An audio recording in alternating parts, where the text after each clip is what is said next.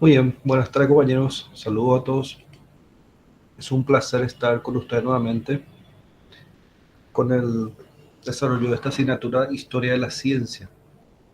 En primer lugar, me gustaría señalar que voy a hacer una breve presentación de la asignatura en sí y a la par también vamos a tratar un poco de ubicar la asignatura dentro del currículo de la carrera de filosofía en esta modalidad.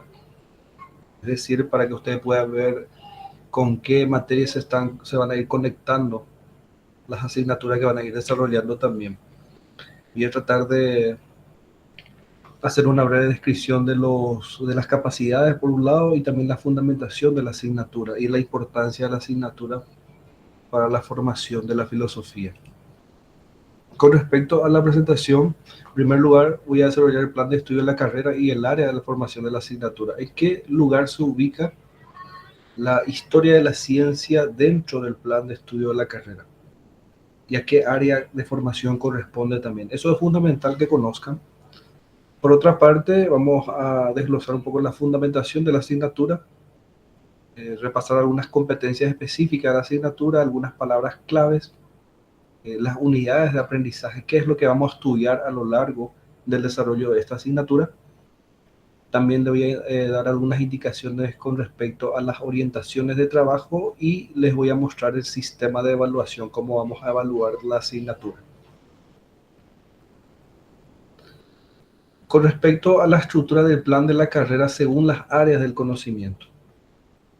Dentro del área profesional, cuando uno cursa una carrera, uno tiene distintas áreas y dentro de esas áreas están las asignaturas que ustedes van a ir desarrollando a lo largo de la carrera.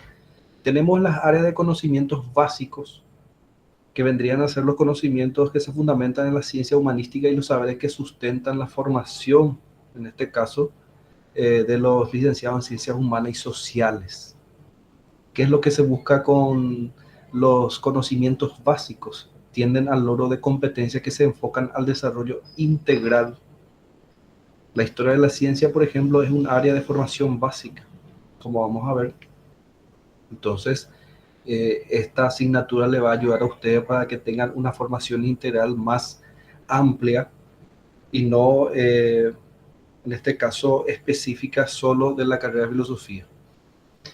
Por otra parte, tenemos la área de conocimientos profesionales, comprende las disciplinas específicas de la profesión ya, y que son imprescindibles, obviamente, y se clasifica al área en conocimientos profesionales generales y específicos nuevamente. Tenemos, como vamos a ver, luego tenemos área de conocimientos complementarios, conocimientos que constituyen un conjunto de saberes que permiten y profundizar y complementar los propios campos del saber profesional.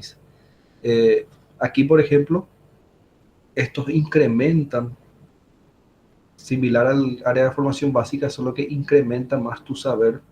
En este caso tenemos como complementario, creo que tenemos inglés, ¿sí? Dentro de la malla curricular. Tenemos después área de conocimiento optativo o electivo.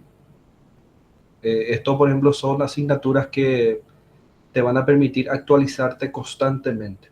Y esto puede ir cambiando de acuerdo a la necesidad de la institución también. Y eso es lo que tenemos en cuanto a la estructura del plan de la carrera. Y le voy a mostrar ahora las asignaturas. No sé si se puede visualizar bien, compañeros. Se puede ver o está muy pequeño el... ¿Mm? Está medio pequeño y borroso. Sí, entonces por al proyectar no se ve bien entonces en el sistema. Bueno, en el primer curso ahora tenemos aquí, en el primer semestre, justamente el área de formación básica. La mayoría son básica y complementaria. La complementaria sería lengua inglesa. La básica tenemos comunicación oral y escrita castellana, historia de la ciencia, historia de la civilización.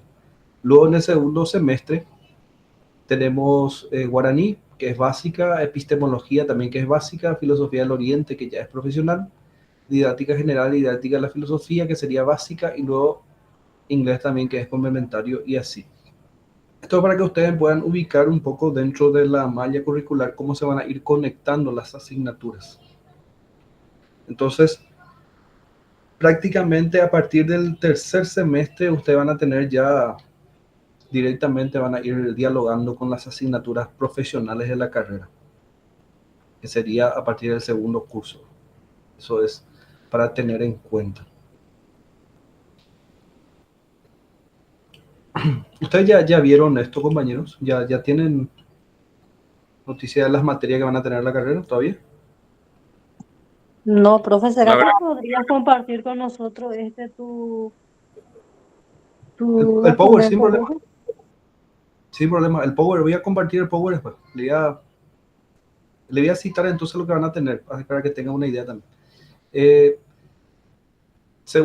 el segundo curso van a tener lógica formal, que sería en el tercer semestre. Después raíces griegas y latinas de la filosofía, antropología filosófica, teoría del conocimiento, lengua inglesa otra vez, 3. En el cuarto semestre van a tener lógica simbólica, historia de la filosofía antigua, ética, ontología, lengua inglesa 4.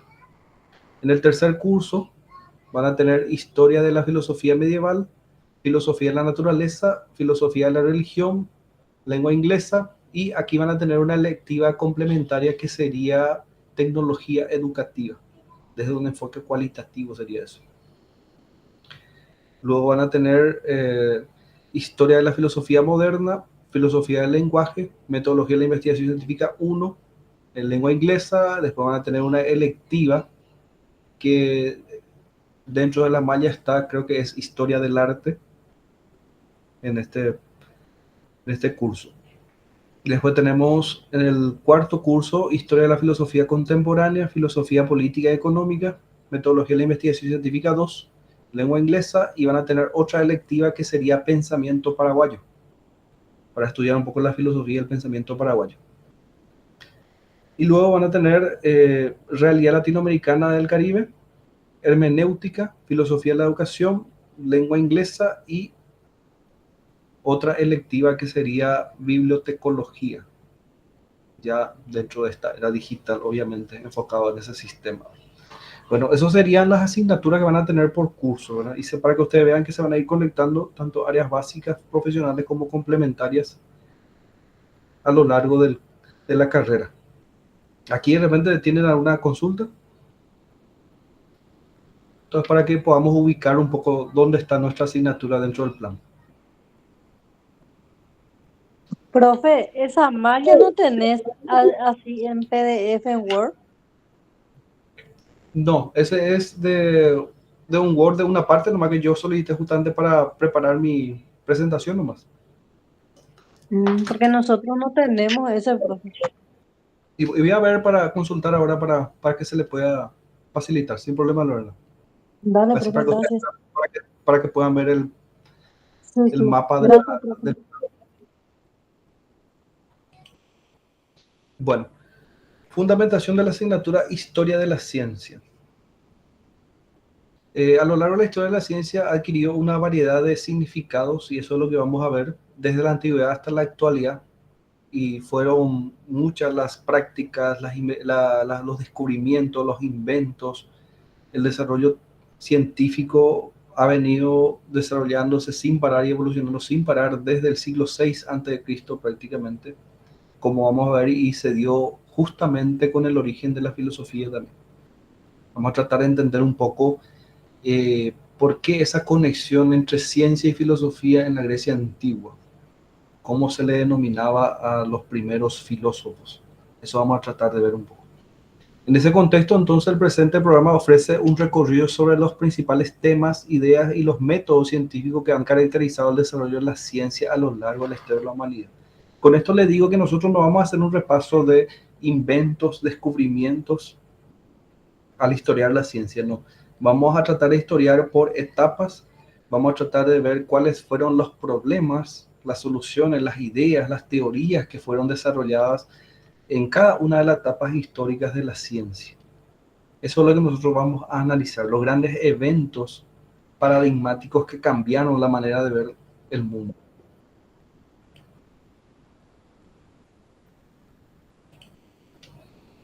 Como competencia específica, identificar temas e ideas que caracterizan la historia de la ciencia, interpretar textos filosóficos y científicos en sus contextos, comentar texto filosófico y científico, aplicar los conocimientos adquiridos en contextos distintos. Eso en cuanto a las competencias a adquirir.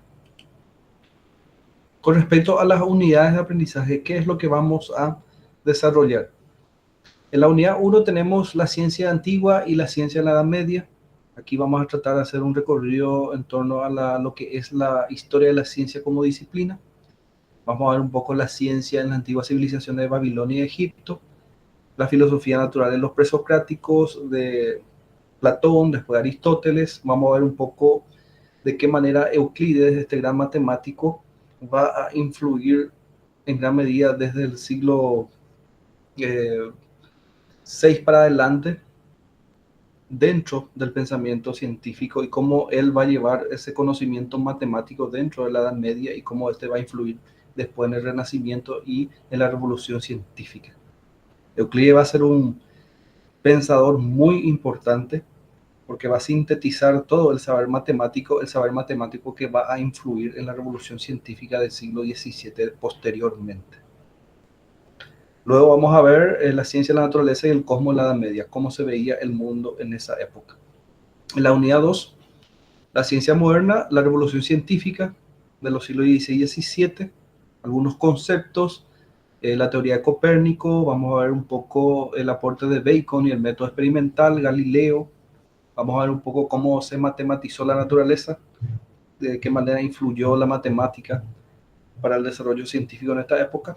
Y vamos a tratar de desglosar la ley de la gravitación de Newton a grandes rasgos también, que es uno de los científicos más renombrados de la historia de la humanidad también. En la unidad 3, la ciencia en el siglo XIX, vamos a ver un poco aquí el concepto de evolución, va a aparecer ahí Charles Darwin. En la química, la teoría atómica, la materia son campos dentro de la ciencia que van a tener un gran impacto en el siglo XX, que ustedes saben que cuando hablamos de teoría atómica ya no viene en mente también la cuestión de las bombas atómicas y todas esas invenciones que para nada obviamente le convino a la humanidad, pero hay que estudiar un poco las raíces físicas de esos fenómenos.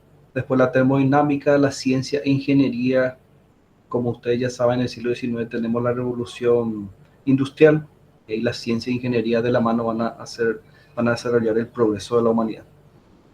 Luego, la unidad 4 de la ciencia del siglo XX, teoría de la relatividad, grandes rasgos, vamos a tratar de desglosar un poco, entender qué es lo que propuso Albert Einstein con su teoría, cuáles son las principales teorías físicas en el siglo XX que influyeron, la teoría cuántica, de qué manera se interpreta hoy la astrofísica, cómo observa el cosmos, por ejemplo. ¿Qué noticias tenemos en la actualidad nosotros, los grandes descubrimientos actualmente? Entonces, genética y biología molecular, que son campos de la ciencia que vienen influyendo y vienen teniendo un impacto muy grande. Y recuerden que nosotros como estudiantes de filosofía, cuando estudiamos estas áreas, estudiamos desde la teoría, porque hay un área específica que se llama filosofía que estudia justamente la actividad científica. De ahí ustedes van a ver que muchos divulgadores, muchos científicos, incluso son también filósofos de la ciencia, son físicos, son historiadores de la ciencia, son físicos, son químicos. Entonces, de ahí esa conjunción interdisciplinar en la formación. Entonces, le compete a la filosofía estudiar la actividad científica y para ello el filósofo tiene que conocer qué es lo que se está desarrollando también dentro de estas áreas específicamente. ¿Aquí hay alguna consulta, compañeros? No, profesor, de mi parte. Aquí queriendo ver cada apartado ya de qué se trata. Sí, muy bien. Las orientaciones de trabajo, de qué manera se organizarán las actividades de nuestra clase, guía de actividades, lecturas y bibliografía organizadas previamente. Para cada clase voy a preparar una guía, como ya estuvimos trabajando en el curso de nivelación también. Y en esa guía ustedes van a encontrar preguntas literales, a veces cuadro comparativo también, y aprendizaje basado en investigación, porque el enfoque va a ser investigativo. Nosotros vamos a tratar de ir analizando los problemas de cada etapa histórica, no vamos a tratar de reproducir nomás, sino que vamos a tratar de interpretar también con base a los problemas que fueron surgiendo en estas épocas históricas. Y el formato de los materiales van a ser capítulos de la bibliografía básica, a veces también voy a colocar complementarios para que el que quiera leer sobre los temas, quiera profundizar, y todo en versión digital. Eso después le voy a explicar nuevamente qué es lo que vamos a hacer en esta primera y segunda clase. El sistema de evaluación, proceso, es 60 y trabajo final 40%, 5 tareas serían 3 tareas de 10 puntos y 2 tareas de 15 puntos. Tipo de actividad, ficha de lectura, preguntas literales, y el tipo de evaluación sería opción múltiple, como ya estuvimos haciendo también desde el curso de nivelación. Vía plataforma sería eso. Muy bien, hasta ahí, ¿hay alguna consulta con respecto a la presentación de la asignatura, el sistema de trabajo, la evaluación? Profe, Si estaba arrancamos, mirando tu sistema de evaluación de 40% al final y ya pasaste, no pude leer todo.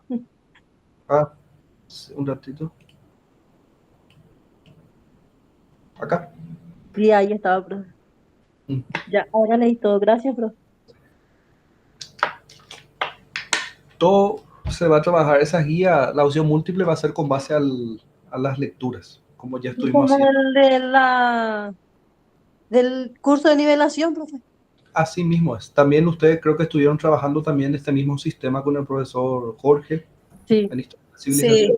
Sí, en historia. Entonces sigue el mismo patrón. Sí, el mismo es. Justamente socializamos con los colegas para seguir el mismo sistema dentro de la modalidad. Así que no hay ninguna variación, va a ser el mismo sistema. Van a tener una lectura.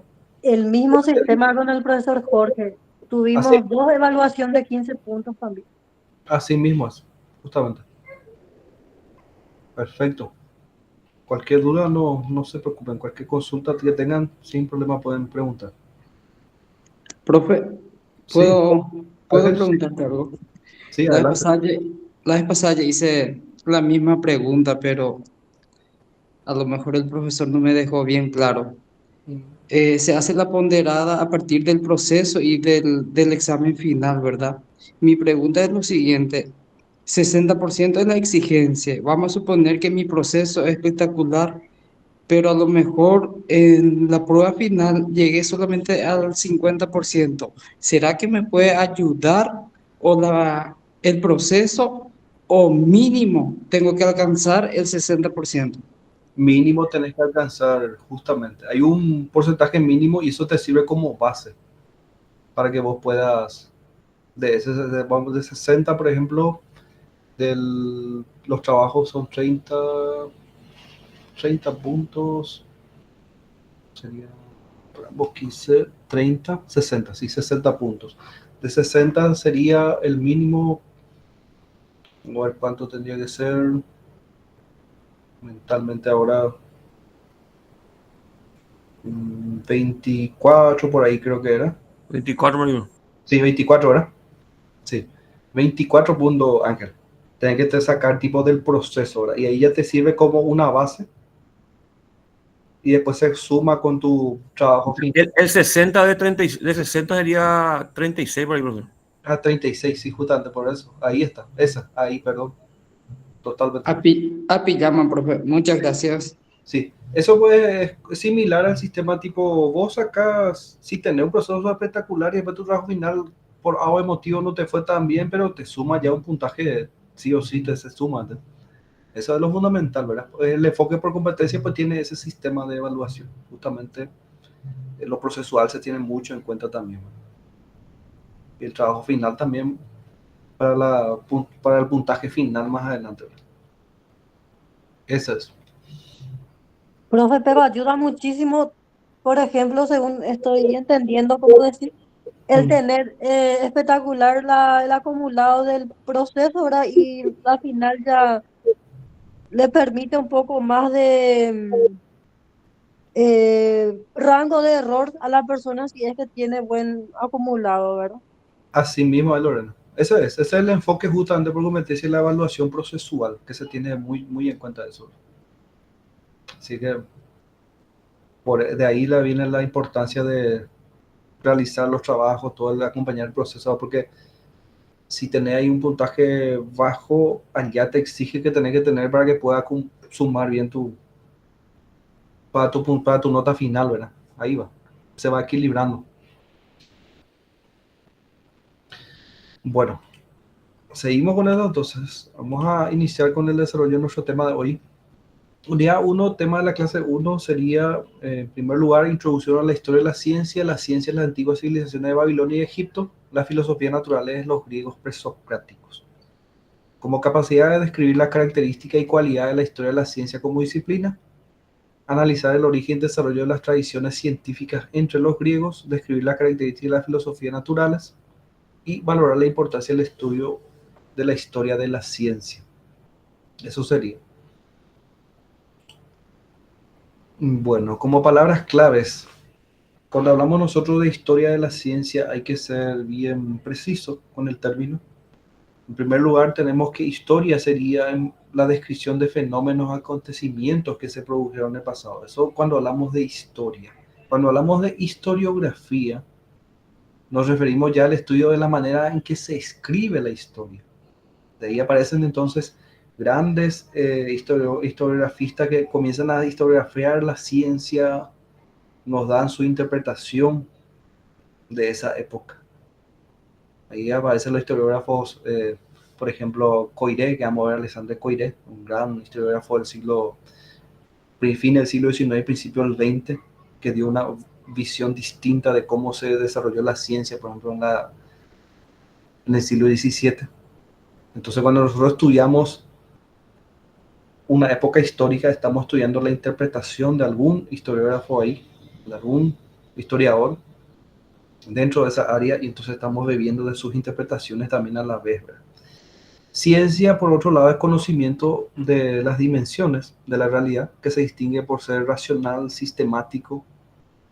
Como ya sabemos, es un saber demostrativo, la ciencia. Y esa definición de ciencia que nosotros tenemos, un saber observable, medible, que se puede demostrar, es un saber que nosotros adquirimos recién desde el siglo XVII, compañeros. Antes del siglo XVII no existía ese concepto de ciencia que nosotros hoy manejamos. Eso vamos a tratar de rastrear un poco para entender. Historiografía de la ciencia entonces tiene como análisis la variedad de formas en las que se han escrito acerca del pasado de la ciencia. A eso me refería, de cómo se fue escribiendo en cada época. De qué manera pensaban la ciencia los griegos. Y ahí aparecen los intérpretes que analizan esa época con documentos y comienzan a reconstruir esas épocas. Y nos ofrecen algunas interpretaciones o maneras de explicación o maneras de ver la ciencia de esa época. La historia de la ciencia, que trata de la ciencia en su dimensión histórica. Entonces, cuando hablamos nosotros de historia de la ciencia, nos referimos a un análisis de las etapas históricas, y de los grandes momentos, de los grandes descubrimientos y de los grandes avances científicos. Nos estamos refiriendo a eso. No obstante, hay que tener en cuenta también algo clave. Cuando hablamos nosotros entonces de historia de la idea de ciencia, tenemos distintos modelos de explicación que se dieron acerca del universo o la naturaleza a lo largo de la historia. Nosotros en esta clase vamos a ubicarnos en la antigüedad griega, entre el siglo VI a.C. hasta el siglo XV, en esta unidad prácticamente. Y cuando analicemos esta etapa histórica, nos vamos a dar cuenta que antes del siglo VI existieron otras civilizaciones también. Aquí vamos a hablar de la civilización egipcia y babilonia, quienes ya dieron también ciertos adelantos científicos para la época, de la cual después los griegos bebieron y sirvieron como un impulso para el desarrollo científico posterior. Dentro de este paradigma o de esta manera de explicar la ciencia, vemos que la observación y la abstracción son algunos de los elementos claves, el planteamiento del problema y la importancia de clasificar. Las primeras actividades científicas que se fueron desarrollando fueron estas. El ser humano comenzó a observar la realidad, comenzó a preguntarse, ¿cuál es el origen de todas las cosas? ¿Por qué cambian las cosas? ¿Cuál es el principio de las cosas? ¿Por qué llueve? Comenzó a observar su entorno al ser humano. ¿Por qué los astros siguen ese movimiento? Comenzaban a analizar ahí. Entonces, nos referimos a eso cuando hablamos de la observación, del planteamiento y de la importancia de clasificar. Comenzaron a clasificar y comenzaron a observar, comenzaron a registrar los fenómenos que le estaban rodeando al sujeto. Luego vemos en la Edad Media, del siglo V al siglo XV, ya después de Cristo, el programa causal aristotélico se refiere a que el pensamiento de Aristóteles va a influir casi 15 siglos, compañeros.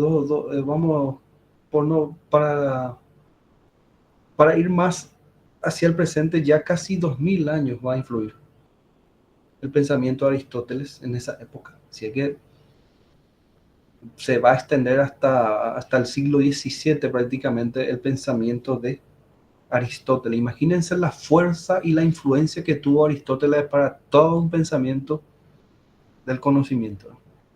Entonces estamos hablando de un paradigma premoderno en la Edad Media, y luego tenemos la época moderna, y aquí el ser humano comienza a buscar las leyes, comienzan a formular ya las primeras teorías y comienzan a hacer las primeras experimentaciones. Aquí vamos a ver a Bacon, Galileo por sobre todo, y Newton, que va a mejorar mucho la teoría y la experimentación.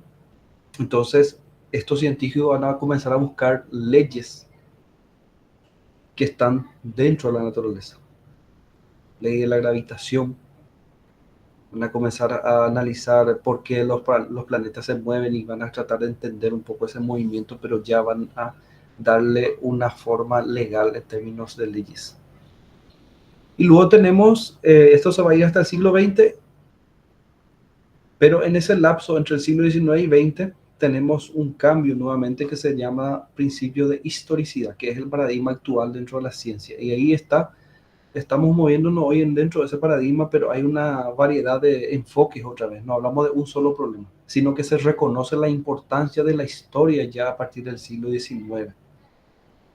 Hoy nosotros hablamos de que la historia es importante, pero imagínense, toda esta etapa histórica no se reconocía como se reconoció recién en el siglo XIX la importancia de la historia para el desarrollo del pensamiento científico, por ejemplo. Eso es lo que vamos a observar. Eso para ubicarnos dentro de las épocas históricas. Bueno, y ahora vamos a tratar de ubicarnos dentro del contexto de nuestro tema, que es justamente el nacimiento de la ciencia en la Grecia antigua, pero antes que eso hay que ubicarse nuevamente dentro del contexto previo. Estamos hablando de 2000 años antes. Había un tipo de saber que era el saber técnico y que se desarrolló por los babilonios y los egipcios.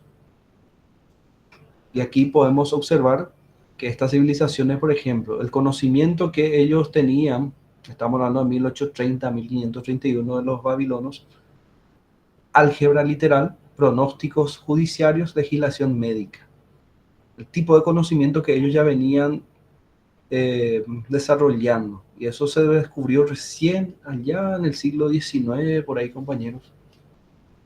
Se tuvo noticia, los arqueólogos comenzaron a mirar y encontraron registros y que databan de esa época. Entonces, posteriormente hablamos de los neobabilonios, acá el diario de observaciones. Profe, permiso, perdón. Adelante, Iván. No sé si ahora vuelvo a visualizar, pero no estaba pudiendo ver. No sé si era yo nomás o ahora ya puedo ver de vuelta la presentación, profe. Eso nomás era. Dale, sin problema. Bueno, estos neobabilonios entonces aquí comenzaron a mejorar el desarrollo del saber técnico y comenzaron a tener diarios de observaciones, es decir, comenzaron a mirar las órbitas planetarias, Sol, la Luna, los eclipses, Los mayores registros que se tienen noticias hasta hoy en día son de los babilonios justamente en cuanto a la observación astronómica.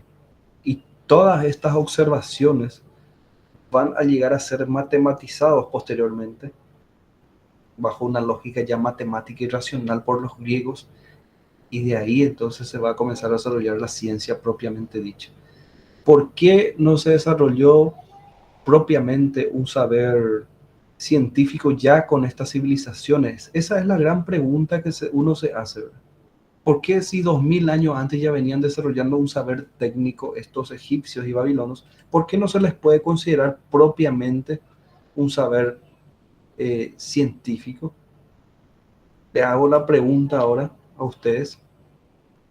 Y los egipcios, por ejemplo, ya estaban desarrollados en medicina y geometría.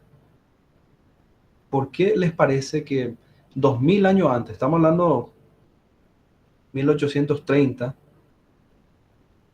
no estamos todavía llegando en el siglo VI antes de Cristo con los griegos, pero ya existían estas civilizaciones? ¿No le viene a la mente alguna pregunta al respecto de por qué sería eso?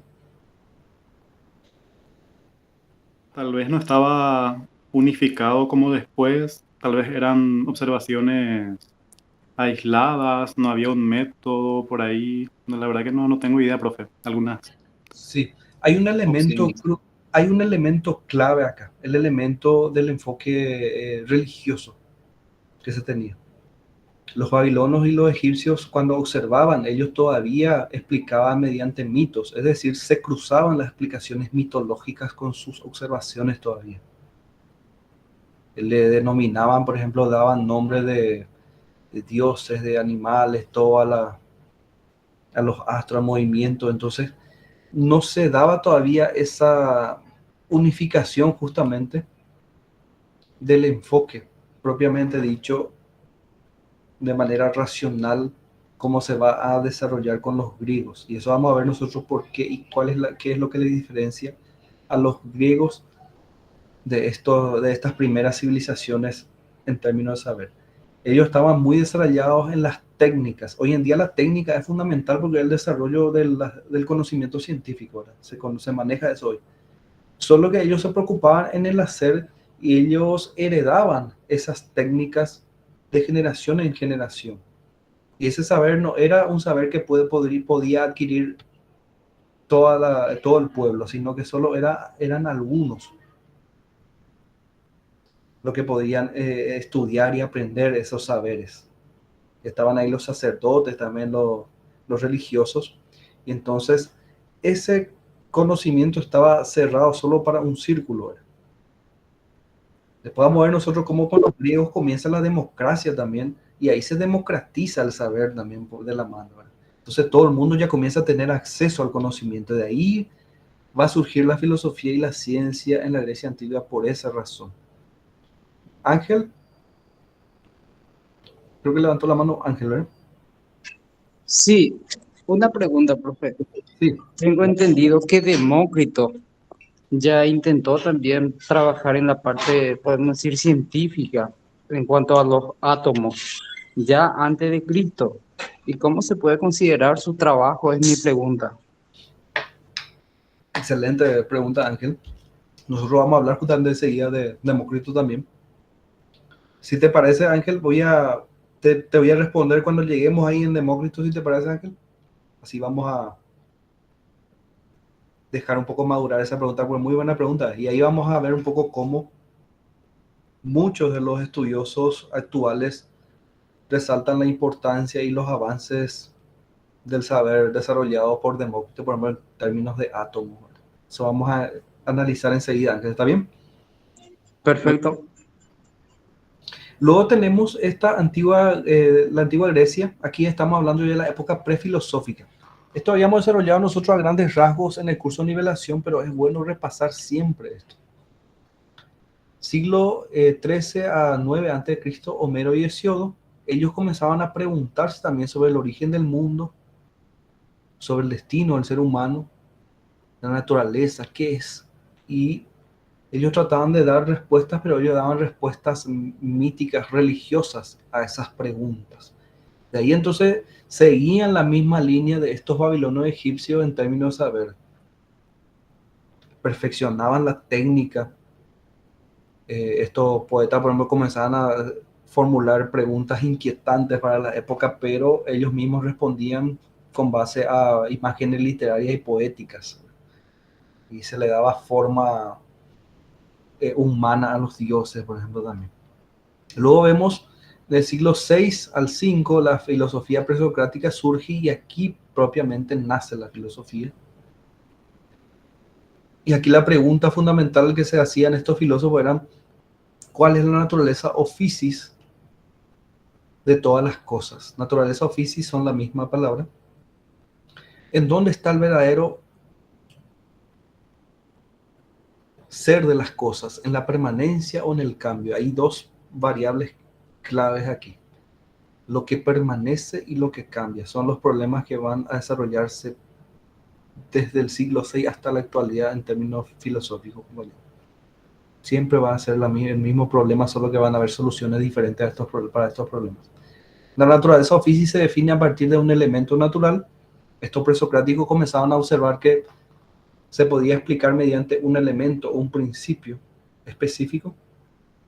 Y luego vemos a figuras como Platón y Aristóteles que van a sistematizar todo el saber griego y se van a convertir en los pilares de la filosofía griega. Aquí el problema ya va a ser sobre el conocimiento, sobre cómo se llega al conocimiento y si los sentidos influyen para conocer las cosas. Entonces vamos a ver los aportes también de estos pensadores dentro del campo de la ciencia. Ustedes sabían que Aristóteles, por ejemplo, aportó muchísimo para el estudio de la biología científica. Él se adelantó siglos, se adelantó a Charles Darwin por sobre todo, en términos de conocimiento de la biología. Él comenzó a experimentar ya en la época, observaba, analizaba. Algo sorprendente para la época. Algo similar a como la pregunta de Ángel en torno a Demócrito, por ejemplo, sobre los átomos. Bueno, el planteamiento del problema entonces de la clase gira en torno a estas preguntas. La ciencia de la antigua Grecia muestra en todas las etapas de su desarrollo el intento de resolver la antítesis entre la unidad del cosmos y la pluralidad de fenómenos. Este es el problema que se plantea en la Grecia antigua. Como interrogante tenemos entonces, ¿es real dicha antítesis? Es decir, ¿existe una unidad, compañeros, dentro del cosmos? Cuando hablamos del cosmos, hablamos de naturaleza en el lenguaje de la época. ¿Existe un orden, un principio dentro de ese cosmos? ¿O quizás dice tan solo una ilusión o producto de la imperfección de nuestros sentidos? ¿O acaso nosotros es lo que no somos capaces de observar con nuestros sentidos? Ese orden que está ahí, nuestro conocimiento es limitado como ser humano. Y si no fuera así, ¿cómo sucede eso? ¿Por qué las cosas cambian? ¿Por qué algunas cosas permanecen o permanecen? ¿Qué es lo que está pasando? Se pregunta el filósofo antiguo. ¿Por qué? Porque comienza a observar que existe una pluralidad de fenómenos. No existe un solo fenómeno. Dice. Es solo aparente y de hecho dice el cosmos es una única e inmutable unidad que no admite movimiento. Es algo estático, dice. O es una unidad imaginaria, dice. Y de hecho la realidad no es más que la suma total de mutaciones y cambios sin fin. Aquí viene la pregunta del lo que permanece y lo que cambia. En torno a estas problemáticas fueron surgiendo distintas soluciones a lo largo de la historia de la filosofía y la ciencia. Entonces, como planteamiento de problema tenemos ya esto. Si ustedes ahora se preguntan, ¿por qué cambian las cosas? Bueno, ustedes van a explicar científicamente ya por qué llueve de repente, por qué de repente viene una tormenta y ustedes van a mirar la meteorología, ¿verdad? Pero aquí no estamos hablando de los primeros justamente observadores. Aquí van a surgir las primeras observaciones meteorológicas. Todo eso. De acuerdo a Juan Arana, que es un filósofo español muy respetado, conocido por sus trabajos sobre la física teórica, filosofía de la naturaleza, El surgimiento de la antigua Grecia se da justamente, dice, porque ellos comenzaron a observar la realidad y de ahí se van a demarcar de los babilonos y de los egipcios justamente porque combinaron la observación, dice, con la unificación de sus movimientos mediante la elaboración físico-matemática. Comenzaron a dar una respuesta ya físico y matemático a los cambios que se veían tanto en los astros, los movimientos, ¿verdad?, como en la naturaleza en sí. Entonces, los griegos trataban de averiguar cómo se encuentran ordenadas y dispuestas las partes constitutivas del universo. Ellos fueron los primeros que se preguntaron sobre el principio o el origen o cómo está compuesto lo que estaban observando. Los babilonios y los egipcios solo registraban lo que observaban y ellos no se cuestionaban sobre el principio, sino que directamente daban ya una explicación de que un Dios organizó todo eso. ¿Me explico? Entonces, la filosofía lo que hace es, se demarca de eso y quiere buscar una respuesta material, tangible a esa situación. No está contento con una explicación mítica, solo observar ahí de manera pasiva. Entonces, esta inquietud dio origen a un desarrollo teórico que la ciencia positiva de la naturaleza reconoce como uno de sus precedentes históricos más claros, porque combina la observación desnuda del firmamento con la unificación de sus movimientos mediante la física y la matemática. Y las preguntas que se hacían eran esto: ¿cómo se originó el universo? ¿De qué está hecho el universo? ¿Y cuál es la estructura? Mucho me ha pasado a mí, compañeros, como estudiante y como docente también, que siempre me preguntan, ¿verdad? ¿Por qué preguntarte, profesor, sobre el arjé de las cosas si ya está todo dicho? Me dicen algunos. ¿Por qué comenzar a cuestionarte sobre esas cosas si ya están ahí todo descubierto supuestamente? Esas fueron las preguntas que más me acompañaron a mí en mi experiencia, tanto como estudiante como docente, y comparto eso con ustedes, porque si yo le pregunto a ustedes cómo se originó el universo ahora, directamente, ¿cómo me responderían ustedes? Vamos a hacer un poco de ese ejercicio. Con el Big Bang. Big Bang, muy bien, Aníbal.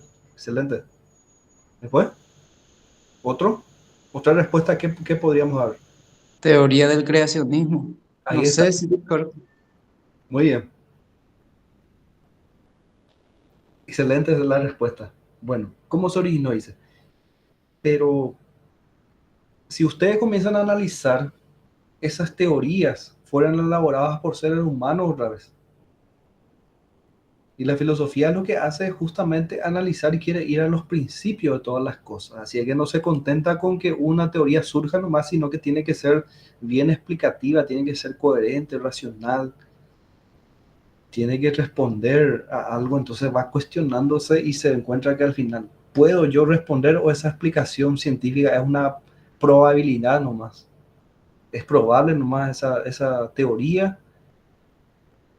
¿Cómo se puede demostrar esa teoría propiamente? Son preguntas otra vez que surgen, pero son ya explicaciones. La ciencia justamente eso es lo que hace, pues explica nomás. Se aproxima de manera explicativa. No te da una respuesta total y cierra el debate. Y eso es lo que la filosofía no quiere. Por eso la filosofía, la ciencia siempre cuestiona otra vez esos descubrimientos, esas teorías que se vienen desarrollando. La misma cosa de qué está hecho el universo, por ejemplo, si yo les pregunto. Bueno, vamos a mirar y hay estrellas, planetas, dice. Dentro del universo está también nuestro sistema solar, están las galaxias, está la Tierra, otros planetas. Vamos a ir buscando, pero va a llegar un límite donde nuestro campo de saber no nos va a permitir describir más. Por ejemplo, cuando yo les pregunto a ustedes de qué componente químico qué componente químico tiene el planeta Marte, el planeta Neptuno. Así, ahí ya escapa de nuestro poder explicativo, ¿verdad? Entonces, ahí vemos la dimensión de estas preguntas para la época ya. Si hoy nosotros no podemos responder bien todavía a estas preguntas, imagínense los que se atrevieron a preguntar en el siglo VI a.C., por ejemplo.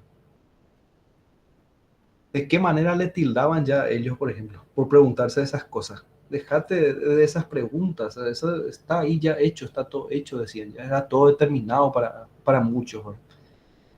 Y ahí va a surgir la filosofía justamente con ese tránsito del mitos al logos, como vamos a ver. Aquí me gustaría compartir algunas palabras de Steven Weinberg, que es un físico estadounidense, premio Nobel de física. Y él narra en este libro, Explicar el mundo, justamente de qué manera él descubrió la filosofía. Él estaba estudiando, dice, y ahí le voy a leer. Oí hablar por primera vez de los milesios, se está refiriendo a Tales, Anaximandro y Anaxímenes, cuando estudiaba en la Universidad de Cornell y seguía un curso de historia y filosofía de la ciencia, dice. En ese curso oí que a los milesios se les llamaba físicos. Al mismo tiempo, también asistía a clases de física en las que nos hablaba de la teoría atómica moderna de la materia. Yo tenía impresión de que la física milesia y la moderna tenían muy poco en común, dice. Y eso es cierto, algo sorprendente porque estos físicos modernos prácticamente lo que hicieron fue estudiar y profundizar y lo desarrollado ya por estos milesios. Y como preguntaba Ángel, ¿verdad? Sobre todo Demócrito, sobre el átomo, por ejemplo, ellos comenzaron a hacer investigaciones para poder descubrir si era cierto o no lo que decían estos milesios también. No tanto por el hecho, dice, que los milesios se equivocaran acerca de la naturaleza de la materia, dice, sino más bien porque no alcanzaba a comprender cómo habían llegado a esas conclusiones. Con esa sorpresa uno se encuentra cuando le lee a estos presocráticos.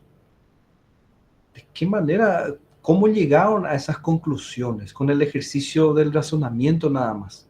No necesitaban, por ejemplo, no tenían la tecnología que tienen hoy. El telescopio, no tenían el microscopio. Y hablaban de partículas y de elementos, ya de repente te hablaban algunos ahora. De átomos te hablaban.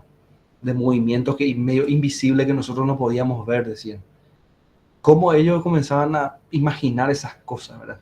Y ahí demuestra que el pensamiento no tiene límites cuando uno comienza a analizar la realidad a profundidad. Bueno, entonces, de ahí ese tránsito del siglo VI al siglo V, cuando hablamos del mitos al logos, compañeros, que por un lado el hombre se asombra ante la realidad y esa realidad era explicada mediante mitos en primer lugar, luego viene la filosofía, déjale dado esa explicación mítica religiosa y pone en su lugar una explicación ya racional, fundamentada, más observada y más sistemática para analizar la naturaleza a partir de entonces. Y a partir de esa época vamos a ver cómo se desarrollan dos tradiciones científicas. Por un lado, la teórico-especulativa y por otra, la tradición empírica. La teórico-especulativa responde a los filósofos en primer lugar y la tradición empírica va a responder a la escuela hipocrática. Hipócrates, seguramente que ya escucharon de él, Hipócrates, de médico griego. Sí, profe. Y con Sí, él, juramento hipocrático. exactamente, y vamos a ver también lo que es el aporte de él. Por ejemplo, Hipócrates La medicina. va a ser un contemporáneo, por ejemplo, de Platón y Aristóteles. Imagínense, están en la Grecia ellos, pero están en lugares diferentes. En Atenas se filosofaba, veíamos ahí escuelas, pero sin embargo en otras ciudades habían también escuelas y ahí estaban los hipocráticos. Y se generó un debate muy interesante porque los hipocráticos le cuestionaban a los filósofos por su manera de analizar la naturaleza. Y de ahí resulta difícil también, por un lado, la denominación de si eran filósofos o científicos al final estos primeros presocráticos. Esa es la gran pregunta que muchos se hacen, pero recuerden que esa denominación de filósofo lo dio Pitágoras ya en la antigua Grecia e iba conectado con la ciencia también. La ciencia que viene ya de un latín después, se latiniza después, ¿no? Pero ellos, por sobre todo, lo que ellos querían era encontrar una explicación a la naturaleza. De ahí que Aristóteles mismo le denomina en su libro, en un pasaje, le dice los físicos, dice. ¿Por qué? Porque trataban cosas físicas, materiales. Así él ya le denominaba a ellos. Y él mismo, Aristóteles mismo, es considerado un gran científico y filósofo también de la época. Recuerden entonces que de la mano van a ir desde entonces filosofía y ciencia. Por eso, en todo lado ustedes van a ver que van a encontrar, es un físico y es un filósofo a la vez. Siempre. O es un filósofo y es un físico a la vez. Ahí van a ir de la mano, y por eso cuando uno se forma, por ejemplo, en la sigla anglosajona, no sé si ya le comenté yo en el curso de nivelación, el PhD siempre viene. ¿Escucharon ya, verdad? PhD. Sí, doctor. El PhD significa, viene de la sigla philosopher. Philosopher doctor significa PhD. Anglosajona antes. Imagínense entonces a qué se refiere eso. Si uno tiene que llegar a un PhD, quiere decir que la filosofía estuvo y está siempre presente y se le tiene como respeto en ese sentido, ¿verdad? Quieras o no, usted va a ver un físico de repente y aparece ahí PhD, dice aparece, física, dice. Y viene de ahí, de ese origen que tiene y el respeto que se le tiene a la filosofía en términos de saber. Es la primera ciencia de la humanidad justamente sistematizada, ¿verdad? Después se fue desarrollando, hoy en día ya está, muchas disciplinas vienen trabajando de manera independiente, pero la filosofía siempre comienza a estar atento y observar lo que las otras ciencias hacen. Bueno, entonces vamos a ver cómo aquí se van a desprender dos tradiciones, esta tradición especulativa y la empírica, que vamos a ver cómo se diferencian en términos de pregunta.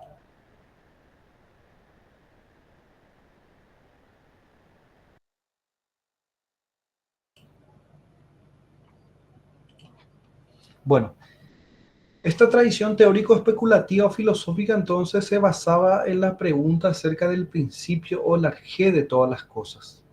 Cada uno de estos comenzó a dar su propia respuesta, un elemento o un principio material, pero fundamentaban también. No es que hablaban nada más de que el agua era y ya terminaba ahí, sino que identificaban y explicaban. Tales de Mileto decía que el agua era el principio material de todas las cosas, y con él se introduce el término elemento y principio. Cuando hablamos de elementos son composiciones, por ahí va el origen propiamente, y principio.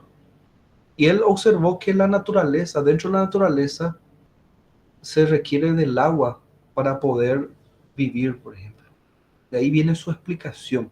Pero recuerden que ellos están ahí en ese tránsito todavía también, y con las explicaciones mitológicas estaba esa idea de que había un dios del océano, por ejemplo el océano, que era muy importante, y el agua también, que era muy importante para la creación de las cosas. Entonces ellos todavía no se demarcan totalmente, pero ya comienzan a dar una explicación de un principio o un elemento material. Ellos quieren ver de qué manera está constituida la naturaleza. Uno decía que era el agua por eso, porque todos los seres necesitan de agua para vivir, decían. Aníbal. Es diferente de este elemento que escribe Euclides en su libro. ¿Hay una diferencia? No, es propiamente en el mismo lenguaje, porque son de la época, justamente, son prácticamente no están muy distantes entre siglos, ¿verdad? Pero obviamente que el término va mejorando siempre, va evolucionando. Eso sí hay que tener en cuenta, ¿verdad? Si uno rastrea el origen etimológico del elemento, a lo mejor se va a encontrar con una sorpresa que se fue desprendiendo y fue desarrollando también, ¿verdad? Por eso el libro de Euclides, justamente el elemento es clave. Nosotros vamos a hablar de Euclides en la siguiente clase. Vamos a hablar porque él va a ser fundamental para la filosofía de la Edad Media y la revolución científica después. Vamos a hablar de Euclides también. Después hablamos de Anaximandro. Él introdujo, por ejemplo, el término elemento y principio y lo indefinido. Aquí vemos ya lo indeterminado, lo infinito o el apeirón, como dicen, a partir de lo que evoluciona todo lo real. Con Anaximandro vamos a ver ya un salto muy grande, según muchos estudiosos, yo les comento ya del siglo XX y del siglo XXI, sobre todo. Con Anaximandro inicia el pensamiento científico como nosotros hoy entendemos, dicen algunos. Y le voy a explicar enseguida por qué. ¿Qué es lo que Anaximandro hizo de sorprendente ya en el siglo VI y que fue descubierto después entre el siglo XX y más en estos tiempos, ahora a medida que uno va leyendo y va encontrando nuevos documentos y se dan cuenta que esto se adelantaron siglos a los saberes. Él hablaba de algo indefinido porque él era consciente de que yo no podía decir que era solo un elemento, sino que iba más allá de mi capacidad de entender lo que estaba viendo yo también. Entonces, no podía hablar de un solo elemento y por eso se demarcaba él. Luego tenemos a Anaxímenes, que identifica el aire como principio. En términos actuales, la condensación, por ejemplo, nosotros entendemos como cambio de estado de la materia, de lo gaseoso a la forma líquida. La condensación cuando hablamos. ¿Verdad? Y él veía y explicaba eso, que el aire era fundamental porque se daba esa condensación del estado. La lluvia se daba debido a esa condensación, por ejemplo. Entonces, él comenzaba a explicar y daba la importancia del aire como un elemento, un principio que rige la naturaleza de las cosas. Y aquí le voy a explicar la razón por la cual Anaximandro es considerado prácticamente el iniciador. Según Carlo Rovelli, es un físico italiano, físico teórico italiano. Tiene muy buenos libros él. Si alguna vez encuentran por ahí, no duden en leer, porque él es un divulgador también de la física teórica. Bueno, en este libro, Carlo Rovelli cita los últimos descubrimientos sobre de los escritos de Anaximandro y nos dan esta noticia. Miren, los fenómenos meteorológicos tienen causas naturales, decía Anaximandro, y de esta manera él se demarcaba de la explicación mítica que daba, que decía que llovía y la tormenta era porque los dioses estaban enojados. El dios estaba enojado, entonces mandaba una tormenta. El agua de las lluvias es agua del mar, dice, y de los ríos evaporada por efecto del calor del sol, la transportan los vientos y al final cae sobre la tierra. Imagínense la explicación meteorológica que él ya dio en el siglo VI y que se aproxima mucho a lo que hoy en día nosotros conocemos. Solo quedó un fragmento de Anaximandro de esa época. Su libro fundamental se llama Sobre la naturaleza, de Anaximandro, y después toda la noticia que nosotros tenemos posterior al Anaximandro es mediante Aristóteles. Aristóteles es considerado el primer historiador de la ciencia de su época, porque en su libro él debatía sobre las ideas de estos presocráticos, lo que le precedieron, y comenzaba a refutar él si estaba o no de acuerdo con eso o no, ¿verdad? Comenzaba a filosofar sobre las ideas que les antecedían a él. Dice, la Tierra es un cuerpo con dimensiones finitas que flota en el espacio. Esto es más sorprendente todavía. No cae porque no tiene ninguna dirección particular hacia la que caer y no está dominado por ningún otro cuerpo, dice Anaximandro, siglo VI. ¿Cómo uno podría analizar ya esta proposición, esta idea, ¿verdad? Antes de eso, Tales decía que flotaba sobre el agua, la Tierra. Pero ¿de dónde vino la idea cómo él llegó a elaborar esta idea? Que la Tierra es un cuerpo con dimensiones finitas y flota en el espacio, dice. Se fue adelantando ya la idea de que existía una teoría de la gravedad, probablemente. Comenzó a observar ya eso. Y que no había un marco de referencia como nosotros hoy tenemos, que nosotros estamos arriba o abajo, en el costado. ¿Dónde estamos nosotros en el espacio, por ejemplo, ahora? Dentro de nuestro marco de referencia de la Tierra, nosotros estamos acá mirando y podemos observar hacia arriba, ¿verdad? Pero en el marco de referencia del espacio, donde no hay ninguna referencia, no sabemos nosotros en qué posición estamos. Si estamos arriba, abajo o en el costado, ¿verdad? Eso es imposible saber hasta hoy en día. Abajo, ¿qué es lo que hay? Mirando así, vemos la Tierra y si imaginamos ese todo un oscuro, pero hay estrellas también a lo mejor. Los costados, arriba, todo estrella. Agujeros negros de paso por ahí que no se ven, ¿verdad? Y que tragan todo lo que encuentran. Y esas cosas se van descubriendo. Entonces lo sorprendente de Anaximandro fue esto. Y por otra parte, se adelantó a Charles Darwin sobre esta teoría. Que todos los animales vivían al principio en el mar, dice, o en el agua, que en el pasado cubría la tierra. Los primeros animales fueron, por tanto, peces o especies de peces. Luego los peces conquistaron la tierra. Cuando ésta llegó a secarse y se adaptaron a este nuevo medio, los hombres en particular no pueden haberse originado en su forma actual porque los recién nacidos no son autosuficientes y alguien tiene que alimentarlo, dice. Por tanto, derivan de otros animales como forma de peces. Se adelantó a la teoría de la evolución de Darwin porque Darwin después comenzó a hacer el mismo estudio y él habla de que en el agua se origina justamente también, y ahí de los peces, los seres vivos, ¿verdad? ¿Qué me dicen sobre esto, por ejemplo, ustedes? ¿Qué pueden comentar sobre estas ideas? ¿Qué les parece?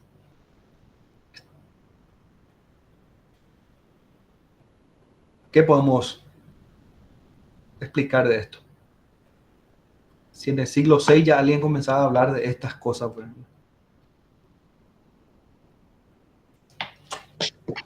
Súper avanzado nos parece de repente, y es todo un tema, profe, las fuentes, digamos, cómo es la cuestión de las fuentes de estos presocráticos.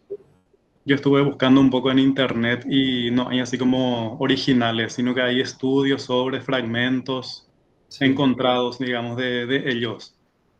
Un poco escaso parece, pero es muy interesante todo lo que hay. Y pregunto si vamos a hablar de la Biblioteca de Alejandría en alguna parte de nuestro programa. Y puede que pasemos por eso en la próxima clase, porque vamos a hablar justamente de cómo el saber griego va a trasladarse en la Edad Media. Y en ese lapso la Biblioteca de Alejandría va a tener un papel importante. Muy importante. Ya que me preguntaste eso, compañeros, hay un libro muy, muy bueno. Hay un libro muy bueno si quieren leer, les recomiendo. Se llama El infinito en un junco. El infinito en un junco de Irene Vallejo. Es un ensayo que recorre justamente la invención de los libros en el mundo antiguo. Y ahí la autora, que es una filóloga y escritora, analiza de qué manera se fue resguardando los libros, fue pasando por guerras, saqueos, cómo el libro se volvió un tesoro en la época, y de cómo fue el conocimiento, cómo fue trasladándose de una cultura a otra. Es muy interesante, y ahí Iván, ese libro te recomiendo, es un libro donde vas a encontrar justamente sobre eso, de cómo fueron salvándose los libros también. Los libros también siempre fueron vistos como peligrosos para la época, desde su nacimiento propiamente. Gracias, profe. Sí, tiene que haber con una continuidad, digamos, de eso para que se pueda desarrollar. Pues si se corta, hay que empezar desde cero de vuelta. Así es, totalmente. Bueno, entonces, vemos aquí, Ángel. Sí, profe, el arqué significa origen, ¿verdad? Origen, principio, sería. Profe, lógica su comentario, ¿verdad? Porque la vida misma tiene, no sé cómo se llama, creo que se llama líquido amniótico, donde se origina la vida, ¿verdad? Dentro del útero de la mujer. Y hay cierta relación con el agua, esa parte. Así es, sorprendente es la manera en cómo ellos comenzaban a especular, ¿verdad? Observar. Y por eso de ahí viene la tradición teórico-especulativa. Se ponían a pensar y especulaban, buscaban una respuesta conceptual, racional, ¿verdad? Y este tipo de respuesta es la que se va a discutir en las escuelas hipocráticas, por ejemplo. Los hipocráticos no van a estar de acuerdo con esas explicaciones teóricas nada más, sino que los hipocráticos, como la medicina, la medicina va a ir avanzando a partir de ahí, ellos comenzaban a observar de manera sistemática. Entonces ellos van a comenzar a aplicar ahora ya también la observación sistemática para diagnosticar enfermedades. Y ahí se va a comenzar a construir el concepto de ciencia que hoy nosotros manejamos. Porque se necesita preguntas, se necesita conceptos que la filosofía te ofrece. Después van a haber otro tipo de prácticas como la observación sistemática necesarias para diagnosticar, y entonces se van a ir conjugando esos saberes. Entonces, es algo sorprendente. No cité otro que tengo, pero hay uno que es de un Martin Bohouwer, se llama, un físico estadounidense también considerado el futuro Einstein, probablemente su época. Es un contemporáneo ya. Justamente se llama Antes del Big Bang, una historia completa del universo. Imagínense que él escribió ya en la década del 2000. Hay un pasaje en un capítulo donde él resalta el aporte de los presocráticos, por ejemplo. Le voy a leer. Dice, acá dice, justamente dice, la filosofía presocrática, dice una parte, dice, ya en la obra de Anaximandro, que era unos pocos años más joven que Tales, aparece un gran paso hacia la abstracción, dice. El origen del universo no se basa en una materia concreta, sino que es lo ilimitado. Además, se observa que en este filósofo cierto concepto, dice, de simetría, porque lo ilimitado como origen es para Anaximandro también algo que carece de estructura y como consecuencia lógica está en equilibrio. Así que estas son las palabras de grandes estudiosos actualmente que resaltan los aportes de los presocráticos. Por eso ¿por qué yo repaso esto con ustedes, compañeros? Porque una y otra vez a ustedes se les va a preguntar, ¿por qué te preguntas sobre el origen de todas las cosas? Te van a decir, te dice. Lo primero que te dice. Entonces, ustedes ya saben que esas preguntas siguen inquietando. No son preguntas arrojadas al azar nomás. Bueno, el problema del cambio, entonces aquí vemos. Estos filósofos milesios dieron por sentado entonces que había un mundo de la experiencia sensible y que este mundo podía explicarse a partir del cambio de una o varias sustancias. Ellos observaban la realidad y se daban cuenta de que existía un mundo experienciable, que yo podía vivir esa experiencia, pero que existían también un elemento o una sustancia que me explicaba el origen de todas las cosas, decían. Luego tenemos, en contraposición, aquí vamos a encontrarnos con Parménides. Para Parménides, por ejemplo, no existía ese movimiento, ese cambio era una ilusión nada más. Dice, Parménides arguyó que nada puede llegar a ser a partir de lo que no es, dice, y que en particular nada puede llegar a ser. Lo que es tiene que haber sido. De esto concluye que cualquier cambio es imposible. Para él el cambio no existía. Y aquí lo que estamos viendo es nada más un ejercicio de razonamiento, es decir, vamos a ir camino a la abstracción, ya estamos yendo aquí. Los milesios observaban, pero ahora necesitaban también conceptos. Y Parménides va a comenzar a mirar también que en la mente también va a cumplir un rol fundamental en la elaboración de teorías. Una conclusión importante entonces de la filosofía de Parménides es que el conocimiento de los sentidos es ilusorio porque se basa en la experiencia del cambio, que como muestran sus argumentos no es posible, dice él. Luego, Platón va a tomar la idea de Parménides como evidencia de que solo a través de la razón, no a través de los sentidos, podemos tener conocimientos verdaderos. Por eso le digo que es la importancia de Parménides. Al principio, a primera vista, parece que dice cosas descabelladas, ser, no ser, dice. Pero cuando observamos que Platón tomó eso y nos damos cuenta que a veces lo que él estaba hablando era que solo a partir de la razón, de la abstracción, era posible el conocimiento, lo que estaba diciéndonos. Quiere decir que lo que está afuera y está en constante movimiento no es inaprehensible para la razón, decía. La razón es algo innato que ya viene y ya tiene que... Entonces, lo que cambia no puede ser aprehendido prácticamente.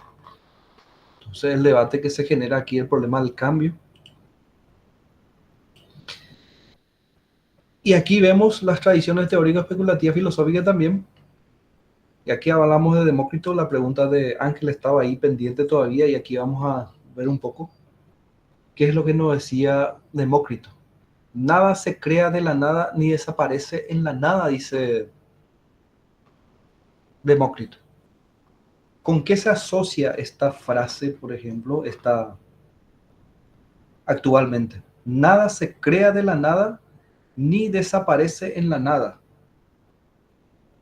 Seguramente que escucharon alguna vez la ley de la conservación de la materia.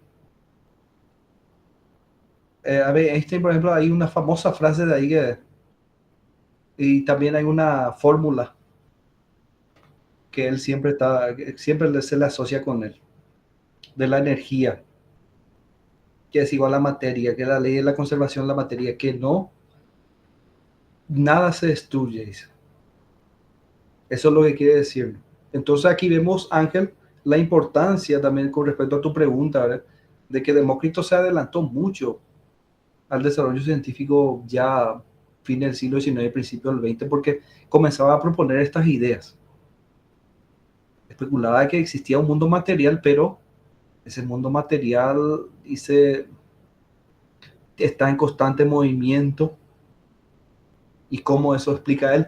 Tras proponer la doctrina, dice la permanencia de la materia, Demócrito formuló la ley de la universalidad de la causa y efecto. La famosa, todo efecto tiene una causa, la ley. Los elementos, dice, que componen el mundo son dos, dice Demócrito, átomo y vacío. Los átomos se conciben en un estado de violenta agitación en el vacío, chocan unos con otros y rebotan y se comunican sus movimientos. Dice, aquí habla de lo que después, en el siglo XVIII, ya XIX, ya comenzaron a mirarse los experimentos, principio del XX, sobre el átomo, las partículas de choque, eso que iban girando en cadena, ¿verdad? Cómo van chocando. Entonces, la pregunta es, ¿cómo llegaban a tener cómo llegaron a formular estas respuestas de estos autores? Para mí, hasta hoy en día me resulta muy asombroso, les soy sincero, porque suelo leer dentro de la filosofía de Demócrito y después le leo a los físicos también sobre Demócrito. Los físicos se maravillan cuando le leen, ¿verdad? Y uno se queda ahí. Nos quedamos con la incógnita nada más. Y se valora por eso el aporte de esto. Y luego dice, la concepción del átomo propuesta como partícula material indivisible supuso una tajante distinción entre matemática y física. Y aquí, por ejemplo, también vamos a ver cómo se desprende ya la matemática y la física. Física va a estudiar el cuerpo material ya, la naturaleza material. Y la matemática ya va a estudiar ya una cuestión más lógica, abstracta. Y van a comenzar a tomar caminos diferentes también dentro de la historia de la ciencia. La física después se va a independizar probablemente, pero se van a necesitar siempre otra vez, ¿verdad? Ambos hoy en día se necesitan. ¿Y cómo? Luego tenemos el formalismo. Y aquí aparece la figura de Pitágoras. Formal. Lo real, dice, es la armonía matemática que está presente en la naturaleza. Dice, existe una armonía para los pitagóricos. Nosotros, hermanos, somos capaces de ver esa armonía a lo mejor. Y para lograr ver eso tenemos que hacer un ejercicio de abstracción mental, conceptual. Ir organizando mediante el razonamiento lo que estamos observando.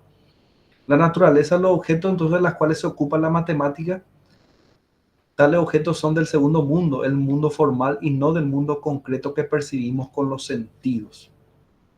Esta idea es la que va a retomar después Platón de Pitágoras. Pitágoras habla entonces de un mundo formal que no es igual a este mundo concreto.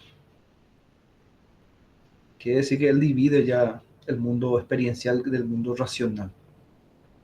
El método que se perfila ahora ya no es, dice, ya no es la observación y el conocimiento empírico, sino que tiene que ver con el ejercicio de nuestras facultades mentales. La fuente de la verdad matemática invocaría la intuición racional que permite a nuestra mente captar entidades formales. Pitágoras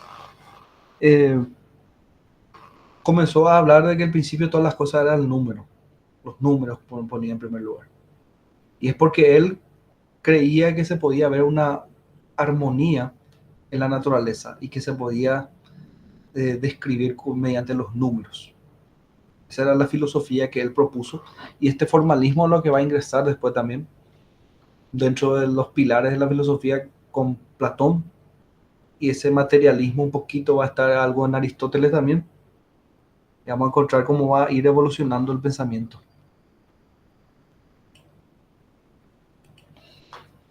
Aquí, ¿hay alguna pregunta, compañeros? ¿Alguna consulta?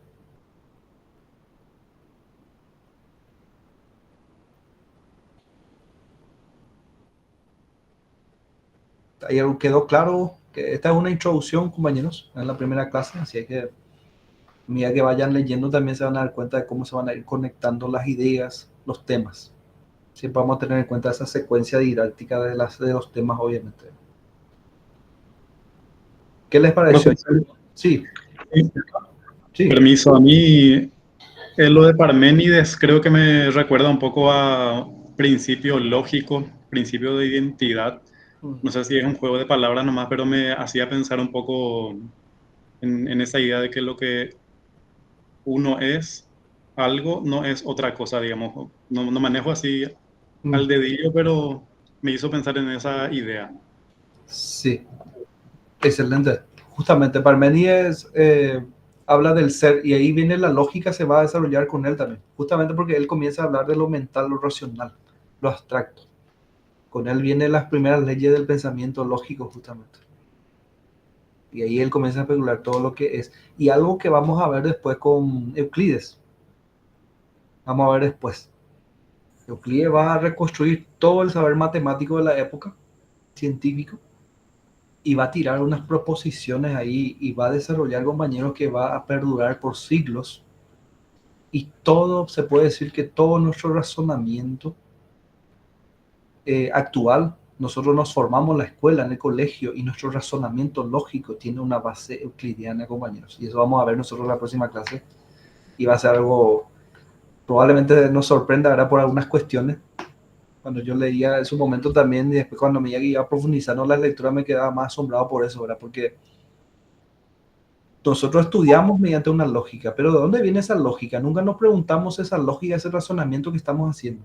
Y cuando encontramos la raíz de nuestro razonamiento, nos sentimos más plenos con el saber, compañeros. Y eso es lo que la filosofía busca. Busca hacerte entender más o menos tu manera de pensar también. Busca... Sí. Ese tema de la lógica, análisis lógico, se puede hacer con cuestión de objetos, ¿verdad? Pensamientos. O sea, ir a algo concreto. Me imagino que eso es la lógica, ¿verdad? Sí, porque la lógica tiene ahí una que es formal, después hay la lógica simbólica también. Porque actualmente dejamos mucho de lado ese pensamiento lógico y vamos por el lado ideológico de muchas cuestiones, ¿verdad? Inclusive pensando en la mesa mismo, la mesa de madera, o sea, la mesa tiene 4 patas, la mesa su función es X cosa, la silla X cosa. Entonces, pareciera que estamos dejando un poco de lado también los colegios esta cuestión de análisis lógico, según mi punto de vista, ¿verdad? Totalmente. Eso sí, estoy de acuerdo también con respecto a lo que se deja ese razonamiento lógico. ¿Por qué? Porque no se hace más ese ejercicio. Es un ejercicio más lo que es el ser mismo, ¿verdad? El ser mismo, la persona misma, cuál es su función. hasta el comer, para qué existe la boca, no sé, ese análisis lógico que describe una concepción de algo, ¿verdad? Entiendo. Así es. Y eso lastimosamente, yo no tengo mucha experiencia en la enseñanza del colegio, compañero. Como le dije ya en el curso de nivelación, solo llegué a enseñar 2 años en secundaria. Así que no podría decirte directamente así una experiencia que tuve sobre ese. Tu pregunta es muy buena, Daniel. Pero sí te puedo decir, por ejemplo, con respecto a los libros que suelo ver del MEC. Ahí sí te podría dar un panorama de qué es lo que está pasando. Los libros, por ejemplo, no se escriben más como para hacer un ejercicio lógico de razonamiento, justamente. Es para repetir nomás pregunta y respuesta. Eso es lo que yo suelo ver, porque son libros cortitos, Revolución Científica, eso se hablan en pasajes cortos, Revolución Francesa en 2 párrafos cortos, y tienes que copiar de ahí nomás tu respuesta. No hay un ejercicio lógico. Así que ese ejercicio de pensamiento crítico es una pendiente, tenemos como pendiente en nuestro sistema educativo. Eso es lo que yo puedo ver, ¿verdad? Pero hasta ahí no quiero caer en prejuicio a veces también, ¿verdad? Desconociendo la realidad misma. Porque una cosa es leer los materiales, ver los materiales, después otra cosa es vivir y ver dentro de la situación del campo, el contexto y eso, ¿verdad? Eso ya es un poco diferente. Pero muy buena la pregunta también. Es la lógica, como le digo, ustedes van a estudiar lógica formal, después van a estudiar lógica simbólica también. Hay otra que es lógica matemática ya también, que es la más actual, otra vez, pero eso no está dentro de la malla, pero es muy importante. Y como le estaba diciendo, me adelanté nomás al tema que va a abrir la próxima clase. Vamos a hablar de Platón, Aristóteles, y vamos a hablar de Euclides y la Edad Media, cómo ingresa la ciencia en la Edad Media y cómo ingresa en el Renacimiento. Vamos a ver ahí. Vamos a hablar de estos autores y vamos a observar de qué manera ese razonamiento deductivo va a generarse desde esa época. Me refiero a ese razonamiento de que tenemos ya una idea de algo y deducimos de ahí y explicamos una teoría. Vamos a encontrar esos temas. Profe, ¿Sí, Ángel? Platón por lo menos dudaba muchísimo, o podemos decir, con relación a la percepción. Una parte yo leí y dice que la percepción facilita opiniones vagas e inconsistentes, pero nosotros normalmente le damos mucho énfasis a lo que es la percepción para sacar una conclusión, por lo menos. Sí. Entiendo. Justamente eso es como vamos a ver también. Resulta que para Platón hay que racionalizar eso, dice. Esa percepción no es porque los sentidos pueden ser dudosos. Lo que cambia no es un conocimiento según la concepción de él. Entonces vos tenés que retener ese conocimiento y comenzar a extraer ese pensamiento sobre esa idea. Eso es lo que quiere decir justamente. Hoy en día nosotros percibimos y directamente emitimos juicio, pero eso no nos responde a ninguna lógica. Si nosotros pasamos por la lógica más crítica, vamos a darnos cuenta de que nuestro juicio a veces no tiene nada de fundamento, argumento, ni lingüístico, ni de contenido, ¿verdad? Ese es el... Pero Sí, es importante aplicar su filosofía. Yo soy docente también y a veces llega tarde mi estudiante. Y yo no le juzgo a mi estudiante por llegar tarde, sino que le pregunto, ¿por qué llegas tarde? sí, Entonces él tiene que justificar y a partir de ahí yo saco mi conclusión. Es importante realmente no limitarse en la percepción. así mismo. Eso justamente también. Porque uno ve, si vos vas a tirar juicio con lo que vas viendo nomás, pues es peligroso eso. Hay que darte cuenta de que otros también están percibiendo el mundo, ¿verdad? Y que distintos razonamientos también están alrededor, entonces no hay que emitir un juicio directamente, y me parece bien ese ejercicio que hay que hacer. Bueno, ¿qué les pareció esta primera clase, compañeros, el desarrollo? Y después voy a pasar ahora a mostrarles un poco la guía de actividades, ¿verdad? Para que vayan teniendo, si les parece. Si es que no tienen más alguna otra pregunta, consulta con respecto a los temas. Ya no, profesor, por el momento. Bueno, Le voy a mostrar ahora entonces la guía de actividades y la lectura.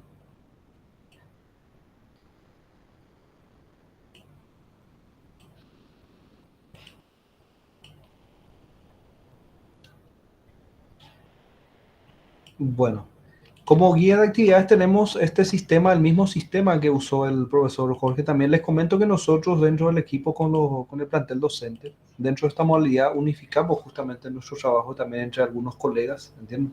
Entonces, la modalidad exige pues una dinámica y que estemos conectados también, y tanto para ustedes también como para los docentes. Entonces, no va a variar. Va a ser la misma en ese sentido. Van a tener esta descripción aquí, el tema, las capacidades, la referencia bibliográfica. Aquí van a tener algunas explicaciones nada más de los verbos. Esto es para que ustedes sepan nomás, para recordar otra vez. Cuando se dice describir, por ejemplo, ¿qué es lo que se espera? ¿Verdad? Cuando se dice analizar, ¿qué es lo que se espera? No puede leer acá. Luego tiene unas sugerencias prácticas para el trabajo. Pueden visualizar nuevamente la grabación si quieren, ¿verdad? Eso queda ya a criterio de cada uno. Y antes de realizar, pueden mirar también el material didáctico, técnica y estrategia de lectura. Este todavía no miraron ustedes, compañeros. Técnica y estrategia de lectura, ¿todavía no miraron? Creo que no, no sé. Bueno, Yo descargué, profesor. Descargué, pero no llegué a leer todavía. ese es un material que nosotros organizamos justamente para que le facilite a ustedes para leer los textos. Si quieren, le voy a hacer un repaso otra vez de eso después, sí, sin problema. Se puede, está bien, tiene una secuencia para que se pueda acompañar a sí mismo, ahora, pero le voy a explicar otra vez. Luego tenemos aquí la ficha bibliográfica, y en cada ficha ustedes van a encontrar una breve biografía de a quién le estamos leyendo. Tipo, ahora le vamos a leer a Sergio Martínez, que es un guatemalteco, un filósofo de la ciencia, actualmente enseña en la UNAM de México, es un estudioso dentro de la filosofía de la ciencia. Y es para que ustedes tengan noticia más o menos también de quiénes son los autores. Una manera de interpretar un texto es saber quién es el autor. Nosotros muchas veces no comprendemos el texto porque no leemos quién es el autor.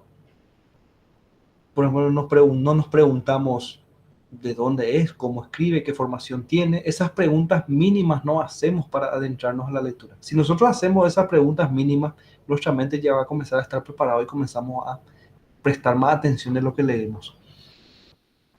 De su libro De los efectos a las causas sobre la historia de los patrones de explicación científica, acá ustedes van a ver.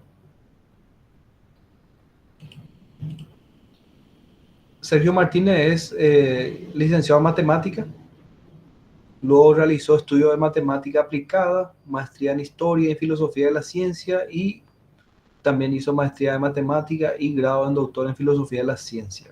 Este es el enlace que les puede llevar a la página del mismo autor. Ahí ustedes pueden descargar varios trabajos del autor de interés si quieren, que él subió gratuitamente. Se puede descargar libros, artículos.